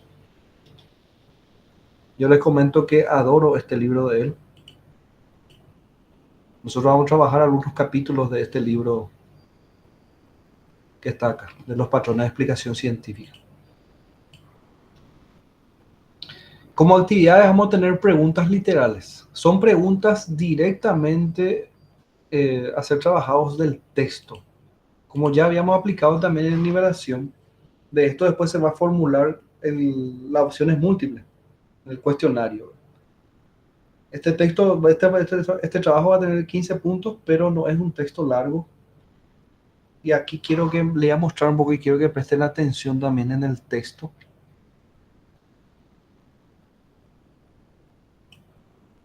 Les voy a mostrar algo para que tengan en cuenta. Resulta que no es fácil encontrar un texto que te hable a sí mismo del programa, ¿verdad? Algo que no vas a encontrar paso a paso cómo está el programa. Entonces, yo les recomiendo que ustedes miren, porque en este primer capítulo que ustedes van a trabajar, hay un apartado donde habla de Aristóteles, pero nosotros vamos a hablar recién en la siguiente clase. Tiene 1 acá, 2, 3, 4, 5, 6, 7, 8. 8 páginas acá, contando así de 1, ¿verdad? O 4 en el archivo PDF, habla de Aristóteles, pero nosotros a Aristóteles vamos a hablar la próxima clase recién. Por eso ustedes van a ver que en la guía de actividades yo no les pido a ustedes que respondan de Aristóteles todavía. Ustedes van a atenerse solo a responder las preguntas sobre esto, el surgimiento de la ciencia, las tradiciones teóricas evolutivas, el problema del cambio, y luego acá está la tradición hipocrática. Esto es lo que van a responder con base al texto. Así que es un texto bien breve para esta ocasión. Texto que es muy didáctico, muy fácil de leer. Van a ver ahora después. ¿Se entendió más o menos? ¿Se entendió acá, verdad? En el capítulo se va a responder solo esta, la pregunta que tenemos aquí en la guía. Aristóteles vamos a trabajar bien la próxima clase recién. Ahora. Profesor. Sí. ¿Este ya se va a habilitar ahora o para el trabajo en la plataforma o todavía no, maestro? Ya está habilitado, Gemma. Ya está habilitado ya. Ya está habilitado el cuestionario recién el lunes, perdón. El lunes es nuestro lunes. Sí. Sí. Y pregunto, ¿toda la actividad va a ser asincrónica para el server? ¿No va a ser al mismo tiempo puntaje y sincrónica? No. ¿O pasó con alguna materia zarambilla por ejemplo aquí? Entiendo. Esta modalidad, ¿verdad, profesor? Tranquilo. Por ejemplo, ustedes ya tienen en la plataforma la guía de actividades y la lectura. Sí, espectacular, profesor. El lunes yo voy a habilitar el cuestionario y después ustedes van a tener una semana otra vez para responder ese cuestionario. Esa es la dinámica. Profesor, permiso. Adelante. ¿Este va a ser de 15 puntos? De 15 puntos. Pregunto porque el profesor Jorge, cuando es así de 15 puntos, es más extenso, ¿verdad? Y nos daba, cuando es de 15 puntos, 90 minutos para completar el cuestionario. Sí, el tiempo, eso sí, se habilita el cuestionario el lunes y ustedes tienen una semana, después va a estar abierto, una semana. Y el tiempo se va a colocar después de acuerdo a la cantidad de preguntas. Eso no te preocupes, Lorena. Dale, profesor, porque te resalto nomás este pequeño detalle, porque con el profesor Jorge, pues teníamos así esa excepción, ¿verdad? Por ser 15 preguntas y ser un poco más extenso. Sí, tranquilo, te entiendo muy bien. No te preocupes. Gracias, profe. De 10 puntos era 60 minutos y de 15 puntos era 90 minutos. Eso es con el profesor era la dinámica de trabajo. Sí, así mismo es. Eso vamos a aplicar también. Yo voy a habilitar nomás el lunes el espacio del cuestionario el lunes, ¿verdad? Y ustedes tienen una semana de tiempo después para completar eso. Y van a tener de acuerdo a la cantidad de preguntas. Este de 15 va a ser 90 minutos, por ejemplo. Y el de 10 va a ser 60. Más adelante. Ese. Ahora con lente, Ana. Vean con la situación. Hay que leer. Y sobre texto, compañeros, yo les comento que tienen que ir sobre texto. Todas las guías se van a estar elaboradas con base al texto. No va a estar ajeno. La idea puede justamente analizar los textos, que ustedes puedan tratar de sacar ideas de los textos. Ahora Profe, porque yo me recuerdo en uno de tus cuestionarios. Leí muchísimo, leí, releí, y pusiste una cascarita así que si no se pensaba era difícil acertar. Y yo dije, leí, y marqué el correcto y dije, tanto me hizo leer y pensar esto hasta que acerté. Y ese es el ejercicio, Lorena, de la filosofía, ¿verdad?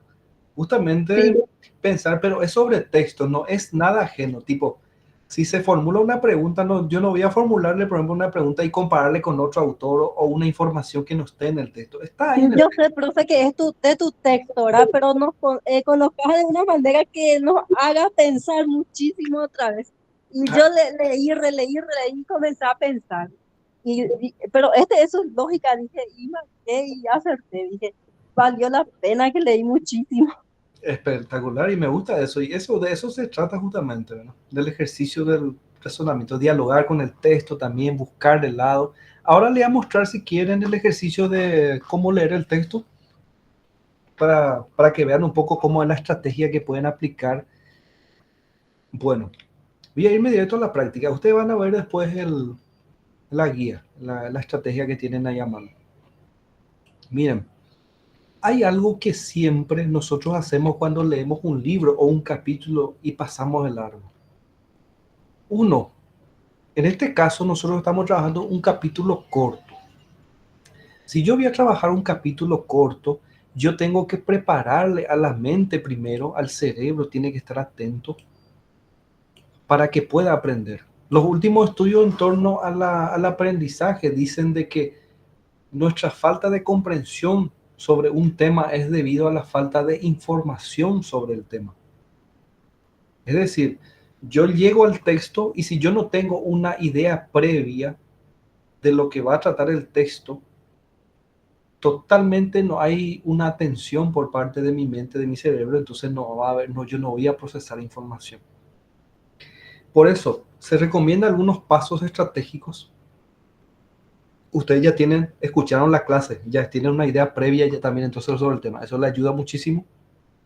Tienen que mirar en primer lugar el título y los subtítulos. Es un ejercicio necesario. Lo que hacemos es que directamente entramos y ni miramos dónde termina, ni cuántas partes tiene, ni cuántas páginas tiene, ni qué son estas negritas que están subrayadas, qué tiene que ver estas negritas, por ejemplo, acá en el texto, ¿verdad? No me pregunto, sino que voy directamente a la primera línea y trato de buscar, o si no, voy directamente a la palabra clave del texto, ¿verdad? De lo que yo estoy buscando. Pero ustedes sabían que ese ejercicio a veces no nos lleva a una comprensión. Para que yo pueda comprender, tengo que hacer esto. Tengo que mirar en primer lugar el título. Luego tengo que mirar en cuántas partes se divide el capítulo. Acá tenemos un título general, el surgimiento de la Grecia. Después tengo tradiciones teóricas especulativas. Tengo el problema del cambio. Luego tengo la explicación de Aristóteles. Esto nosotros no vamos a desarrollar porque mi guía me pide solo desarrollar estas preguntas y la de Hipócrates. Entonces yo me voy a ir ahí directamente. Entonces me voy a ahorrar 4 páginas y es que yo leo estratégicamente porque esto no se pide en el trabajo ahora. Información. Hay que ir con objetivo. Yo quiero leer esto del texto y quiero esa información. Voy viendo aquí otra parte.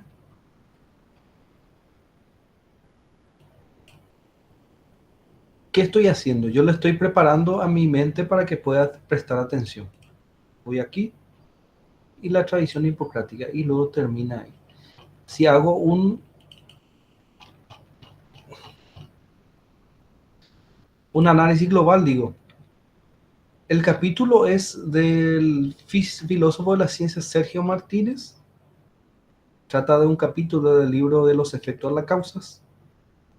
En ese capítulo se desarrolla como título el surgimiento de la Grecia antigua, que me dice todo ya, que yo voy a ver probablemente cómo nació la ciencia en la Grecia antigua. Voy a ver qué tradiciones teóricas o filosóficas fueron las que se desarrollaron en esa época. El autor me va a hablar del problema del cambio en la Grecia antigua, me va a hablar de Aristóteles, me va a hablar de cómo Aristóteles explicaba la relatividad y la reductibilidad, me va a hablar de la teoría de explicación de Aristóteles y me va a hablar de la tradición hipocrática. Pero yo, en mi texto, yo tengo que me pide responder las preguntas sobre los presocráticos y por el momento no me pide responder la pregunta sobre Aristóteles. Entonces voy a pasar de lado nomás de eso y voy a trabajar, voy a leer específicamente lo que me pide el texto. ¿Qué yo hago con este simple ejercicio?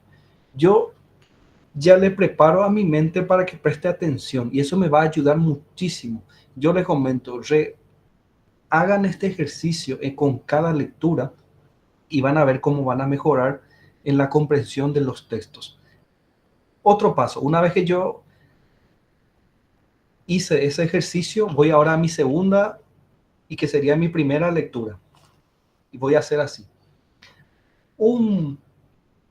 Ustedes sabían que esto, por ejemplo, un párrafo es un mini texto, ¿verdad? Es un mini texto. Un párrafo tiene una introducción, tiene un desarrollo y tiene una conclusión. Así se organiza un párrafo. Es un mini texto. Entonces, lo que se recomienda, según algunos expertos en análisis de texto, dice, yo tengo que leer en primer lugar justamente la primera, toda esta primera introducción de lo que va a ser el texto, así. No me está funcionando mi...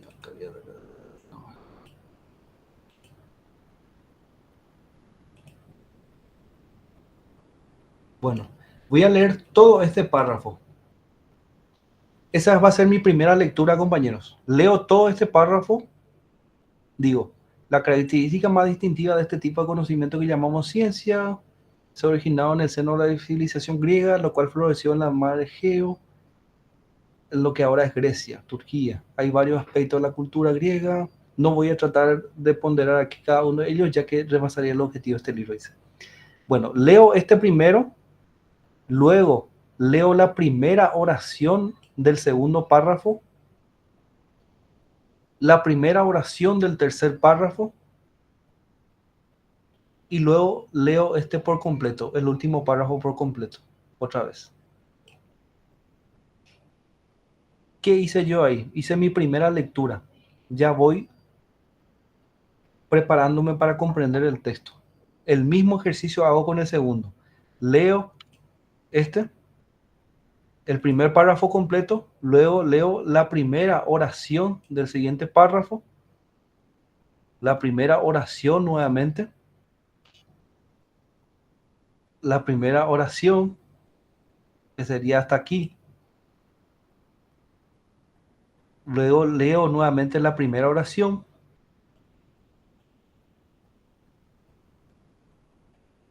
La primera oración.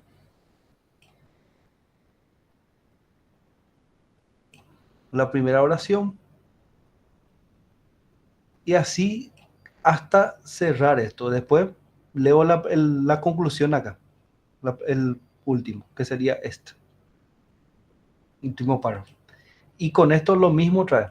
Leo el primer párrafo, la primera oración, la primera oración. ¿Qué yo hago con esto? Yo le preparo a mi mente y va a prestar más atención. Pero después cuando mi segunda lectura, cuando yo voy a ponerme a leer, ya voy a comenzar a subrayar con mi lápiz. Yo ya voy a saber las partes. Mi mente ya va a comenzar a mirar las partes del texto. Otra parte, tengo que mirar las negritas que están ahí. Tengo que mirar también los marcadores textuales. Marcadores textuales serían estos. En primer lugar, dice... Cuando me dice así, quiere decir que va a hablarme de otra cosa después. Va a haber un segundo lugar después. Una segunda parte. Entonces, mi mente ya va a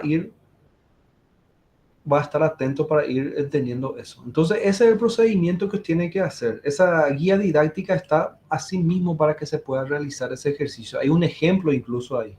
¿Se entendió esto, compañero? ¿Ya llegaron a realizar este tipo de ejercicio para leer un texto, por ejemplo? Sí, profe. Sí, excelente.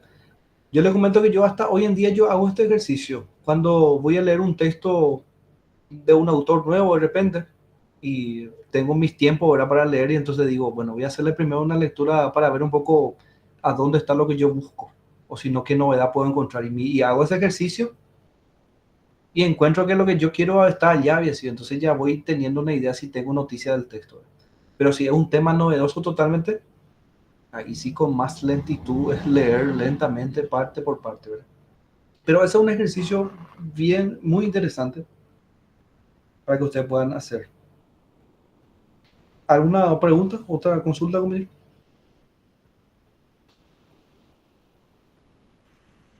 Buenísimo, profe. Vamos ¿Quedó? a poner en práctica la sugerencia de lectura. Creo que se Sí. recomienda luego 1, 2, 3 lecturas, pero es muy importante señalar los títulos, subtítulos, te ordena todo los temas, subtemas. Así es un mapa mental que vos vas a hacer primeramente, y ese mapa mental a veces es lo que se deja de lado. Acá está. Esto yo hice con base a una guía, a un libro que se llama Aprender a pensar leyendo bien, justamente. Sinteticé nomás, no... Es un libro más voluminoso esto, ¿verdad? Entonces yo leí parte por parte para ver cómo podía ser una guía. Entonces ahí, acá van a encontrar paso a paso cómo lo van a ir haciendo, después organizar. Y acá van a ver el ejemplo. Como le estaba diciendo, hagan este ejercicio y luego aquí le da la información. Compañeros, entonces, desde ya ha sido un placer iniciar con ustedes el desarrollo de este módulo. Espero que haya sido de interés también, y vamos a ir compartiendo más ideas, más temas, y mucho ánimo, mucha fuerza con esto. Hay que leer con estrategia, compañeros, con técnica. Traten de poner en práctica. Ustedes sabían que si se van a ahorrar, este ejercicio no le va a llevar ni 10 minutos, ese ejercicio que le mostré. 15 minutos máximo le va a llevar seguramente ver el total del texto. Y van a leer ya el doble prácticamente, porque en la siguiente lectura pues ustedes ya van a estar, su mente ya va a estar preparado. Y incluso si leyeron ya las preguntas, su mente ya va a estar preparado y va a saltar directamente, va a ir dialogando ya con los textos. Eso es lo que se espera. Ya quedo atento también. Cualquier consulta, no duden en escribir al grupo ahí. Una información global, pueden escribirme sin problema también. Voy a responder a la brevedad, compañeros. Así que éxitos con el desarrollo de esta asignatura y con la otra asignatura también del profesor. Seguimos en comunicación, entonces. Saludos a todos. Gracias por la atención. Muchas gracias, profesor. Hola, buenas noches, profesor. Buenas noches a todos. Muchas gracias. Chao, chao. Muchas gracias. Muchas gracias, profesor. Buenas noches. Buenas noches, Mirce. Chao, chao.